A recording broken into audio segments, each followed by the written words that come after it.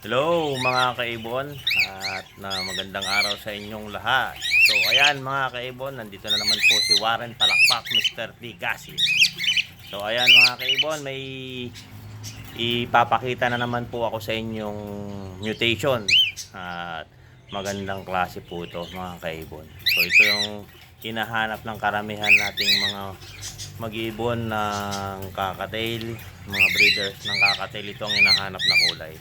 So ayan, ipapakita ko po sa inyo. So ito mga kaibon, ang emerald. So ayan mga kaibon, nakikita nyo ang emerald. Ito po yung mga emerald mga kaibon. Kung nakikita nyo, ayan, light form po yung dalawa. Ayan, itong dalawa na to, magkakapatid po yan mga kaibon, magkakapatid. So ayan, possible na hen na po yung dalawa kasi ganyan po sila kapag ang kulay ay light na black-headed. Yan mga kaibon, tignan nyo po mga kaibon, black-headed po sila. So ayan, kung nakikita nyo, ayan, dalawang possible hen saka isang kak na po siya, kumukuri na po siya. Nasa magsi 6 months na po sila, ayan mga kaibon. At yan palang nakikita kong sumisipol. So ayan, mga light form po sila na black-headed. Hindi po sila, lilinawin ko po, hindi po sila double factor. Ayan mga kaibon, ang parents niyan ay back to back na emerald. So ayan mga kaibon, kung nakikita nyo, dalawang light form na black-headed at isang emerald. Kan po sila, ano to, ibig sabihin to ay yung cock is black-headed line po yan. Magkakapatid po yan, yung tatlo na yan. So ito po naman, bagong pares. Yan, yung may black-headed saka white face na emerald light form din mga kaibon.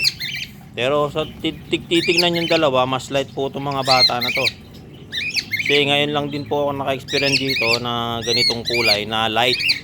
Pero malakas sa hen ng dalawa na yan mga kaibon. Kasi hindi ko sila nakikitang kumukuri. Ito lang yung ano to. Yan. Sure cock na po siya. Magsi 6 months na po sila. Ayan. Ito bagong pares lang po to. Ayan, kung gusto nyo pong malaman yung, alam nyo na mga kaibon. Ayan, bagong pares po yan mga kaibon. Matured basal. So ayan, bago ko sila paliguan at ipainit.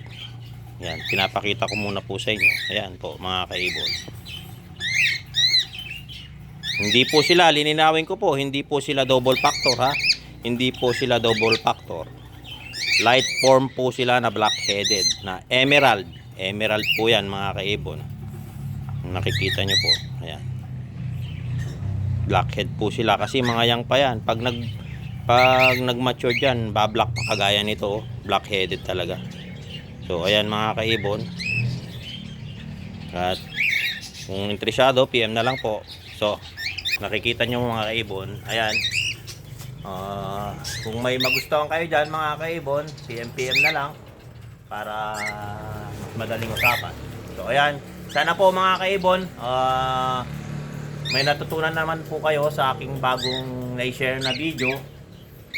At don't forget to subscribe my YouTube channel, Warren Palakpak Kaibon. Saka yung Facebook page ko po mga kaibon is Warren Palakpak Kaibon. Saka pa-support na rin po itong main account ko po, Warren Palakpak Mr. T. Gasin. So ayan mga kaibon, maraming salamat sa inyong lahat. Paalam.